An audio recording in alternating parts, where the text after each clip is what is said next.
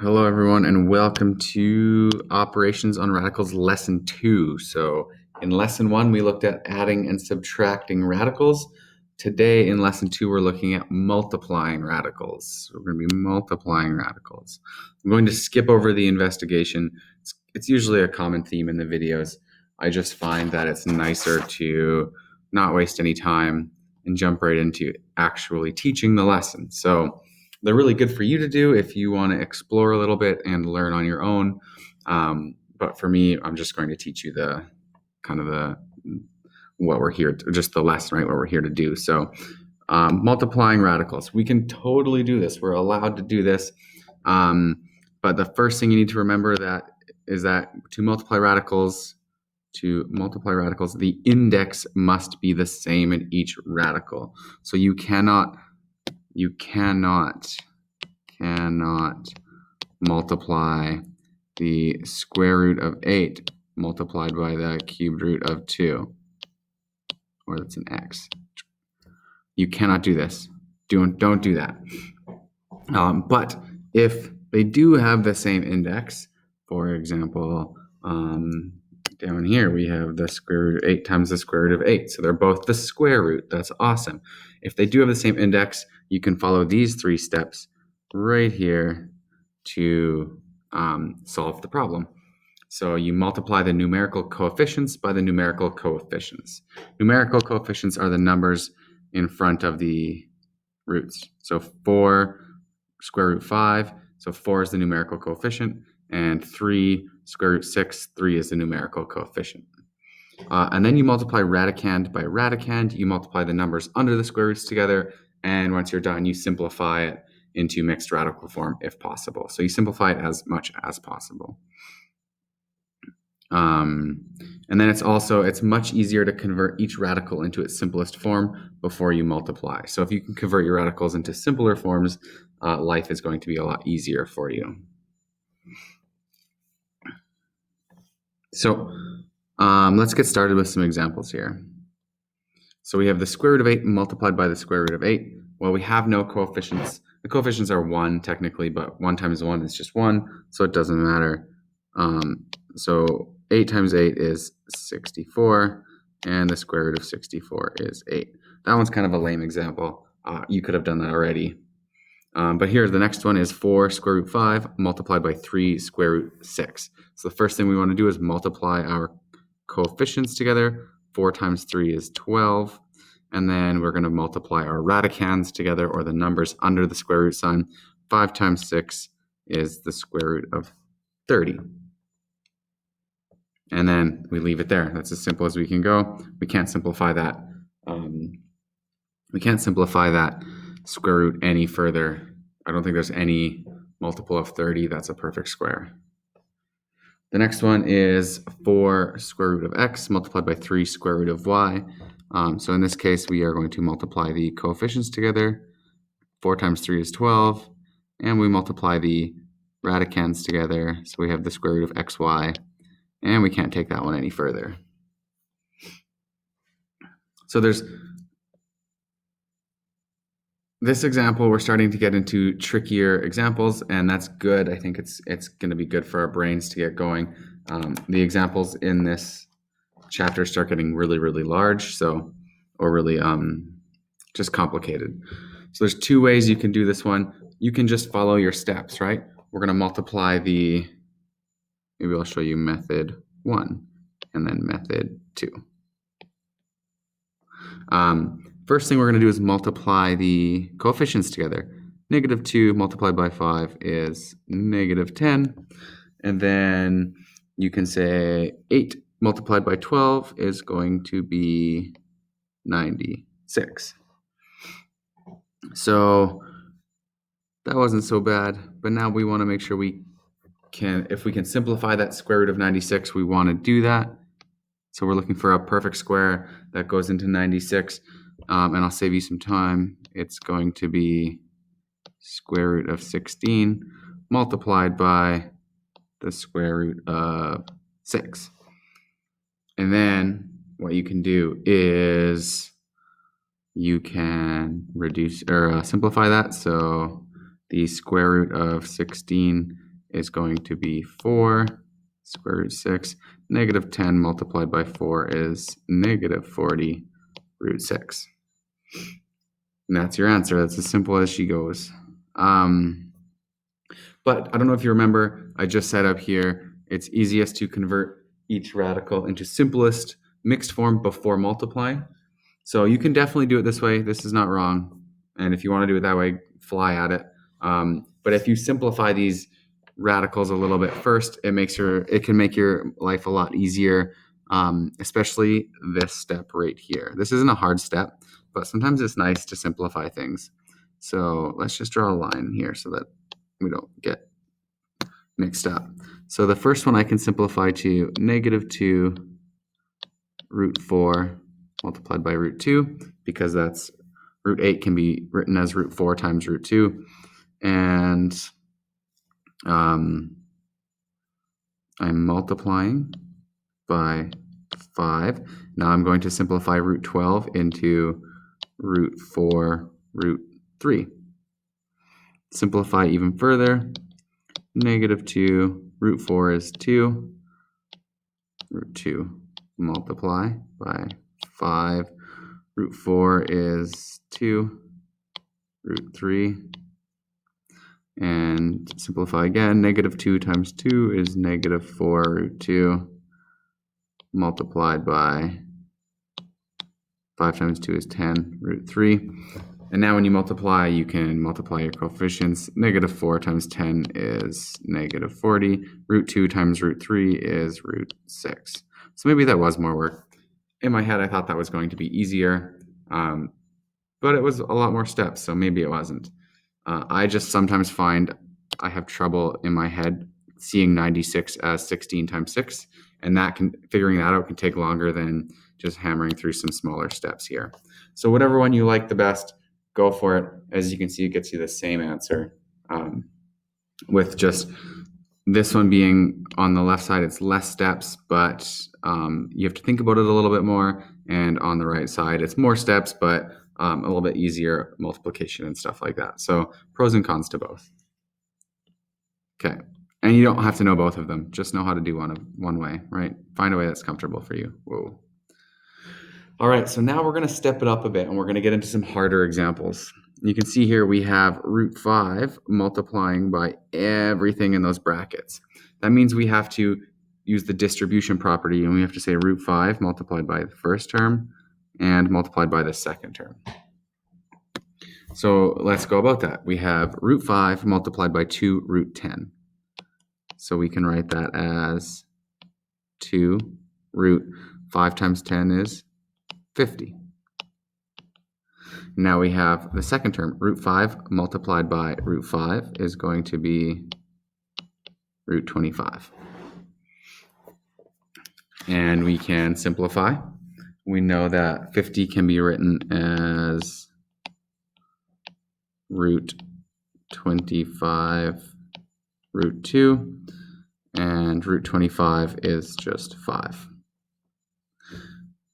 And then root 25 can be written as 5. And we have, in the end, 10 root 2 minus 5.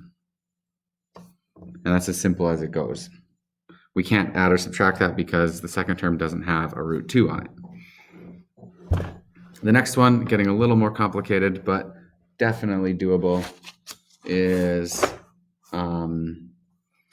2 root 5 multiplied by everything in those brackets, multiplied by that whole expression. That means that 2 root 5 has to multiply by the first one, by the second one, and by the third term. So when we do that, we go 2 multiplied by 3 gets us 6, and root 5 multiplied by root 45. So 5 times 45 is 225. 2 multiplied by negative 8 is negative 16. Root 5 multiplied by root 5 is root 25. And then 2, I thought I was going to need more space. I shifted everything over, but we didn't. 2 multiplied by positive 3 is 6. and root 5 multiplied by 20 is root 100. And we can actually simplify each of those terms. They're all perfect squares. 225 can be written as 15. 25 can be written as 5. And 6 root 100 can be written as 10. So we have 90 minus 80 plus 60. When we add all that together, we get 70. It's not even a root symbol in there anymore, a square root symbol. Two more examples I want to go over here. So we have 2 multiplied by root 3 minus root 5. All subtract root 2 multiplied by root 6 plus root 10. So you have to be really careful here. You can't subtract these or add these. They're not the same base, or they're not the same radical or radicand, or so we can't do it, right? This one has a radicand of 3, this one has a radicand of 5. This one has a radicand of 6 and radicand of 10. You can't add or subtract those. But we can do our multiplication. So 2 is going to multiply into both, and root 2 will also multiply into both. So now we have 2 root 3 minus 2 root 5. And root 2 multiplied by root 6 is root 12. 2 times 6 is 12. And you have to be careful because it's a negative root 2. So negative multiplied by a positive is going to be a negative root 20. And now we want to simplify them if we can. The first two look like they're written as simple as possible.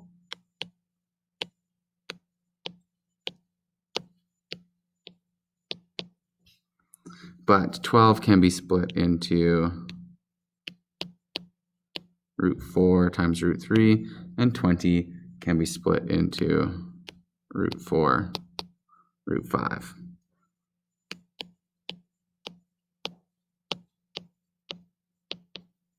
So root 4 times root 3 is 2 root 3. Root 4 times root 5 is 2 root 5. And you can just combine your like terms. So we have,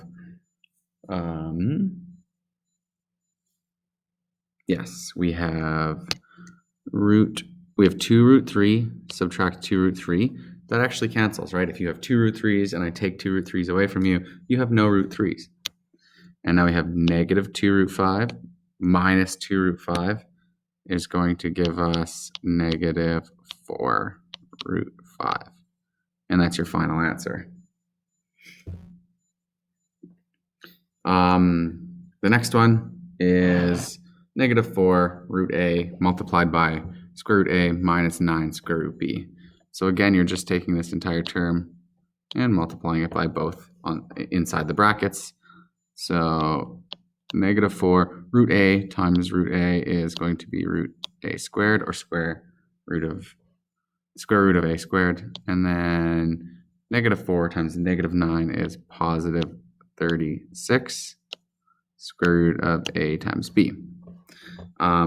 Pretty much done here. We can't simplify anything except for the square root of a square just cancels to a.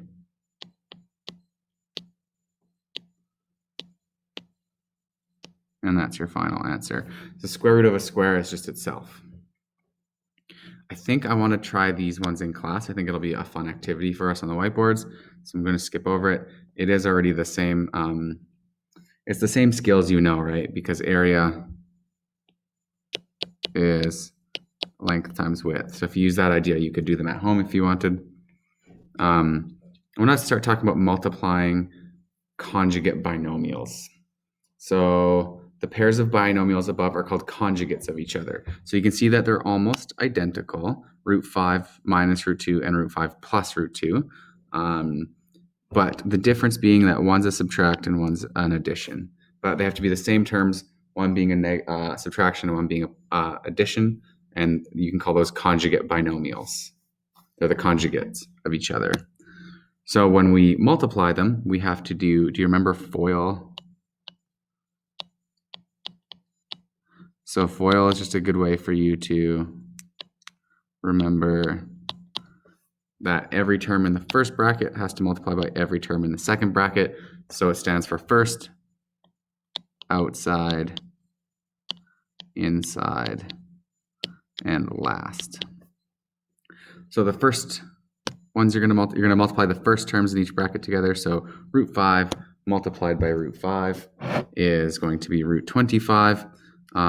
We also know that root 5 times root 5 is just 5, right? Root 25 is 5. So let's write that down.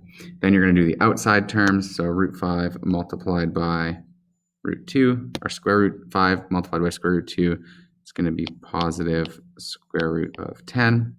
And then the inside terms, negative square root 2 multiplied by square root 5 is going to be negative square root of 10. And then the last terms are negative root 2 multiplied by positive root 2, and we get a negative 2, right? Root 2 times root 2 is 2. Add a negative into one of them, and it's negative 2. You can see that we have a positive root 10 and a negative root 10, so they're going to cancel each other out. We're left with 5 minus 2, and we get our answer of 3. Same thing with the next one, 2 root 7 plus 8 multiplied by its conjugate, 2 root 7 minus 8. So we can FOIL that. 2 root 7 multiplied by 2 root 7 is 4. And then root 7 times root 7 is just 7.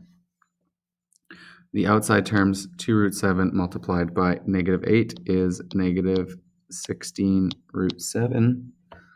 8 multiplied by positive 2 root 7 is going to be positive 16 root 7.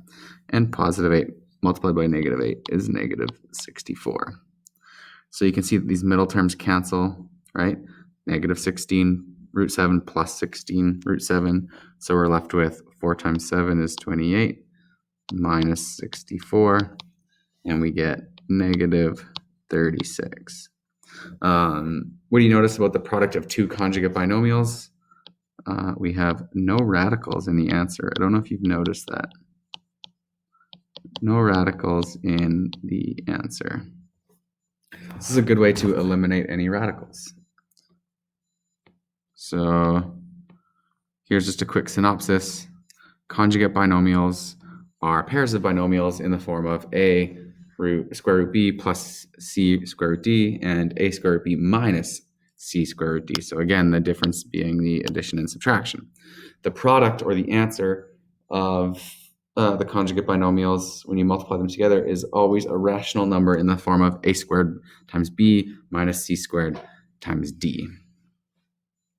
So it says write the conjugate of each and then multiply each pair. So what I'll do is I'll do 2 of them. So we can see we have 4 root 6 plus 3. The conjugate is going to be 4 root 6 minus 3. And we can multiply those together. So we're foiling again. So first terms in each bracket, 4 root 6 times 4 root 6 is going to be 16. And then root 6 times root 6 is just 6. And the outside terms, 4 root 6 multiplied by negative 3 is negative 12 root 6. Positive 3 multiplied by 4 root 6 is positive 12 root 6. And positive 3 multiplied by negative 3 is negative 9. Again, your middle terms cancel. We have negative 12 root 6 plus 12 root 6. So let's go away. 16 times 6 is 96 minus 9 gives us 87.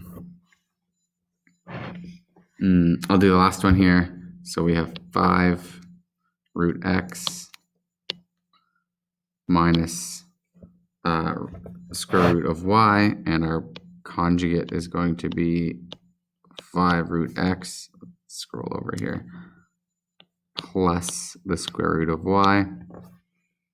So we have 5 root x multiplied by 5 root x is 25x, because root x times root x is root x squared. And when you square root something that's squared, it just becomes itself.